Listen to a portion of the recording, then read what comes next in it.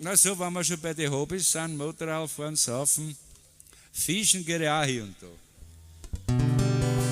Ich sitz am Freudenauer Hofen und wart auf einen Karpfen, doch beißt halt keiner ran.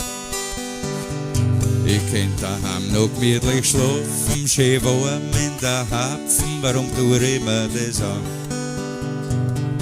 Gibt's denn was Blöderes wie Fischen, mein Herz immer wieder, vielleicht dann bleibt ja recht. Aber ich werde ihm schon erwischen, den Weltrekord Karpfen oder ein Riesenhecht.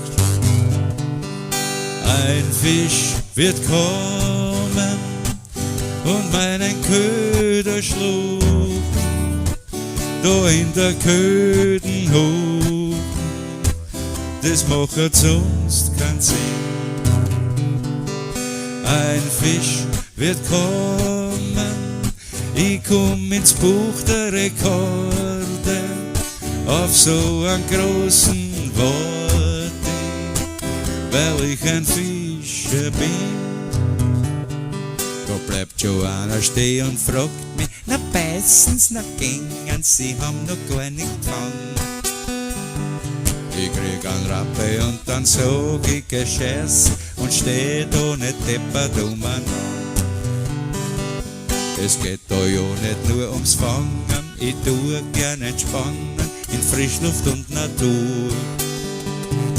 Daraufhin ist endlich gegangen und ich hab jetzt wieder kein Fisch, aber eine Ruhe.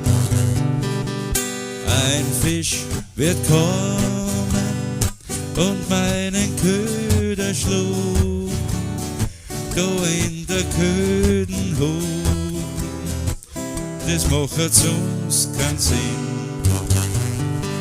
Ein Fisch wird kommen und ich komm ins Buch der Rekorde, weil auf so einen großen Worte, weil ich ein Fischer bin.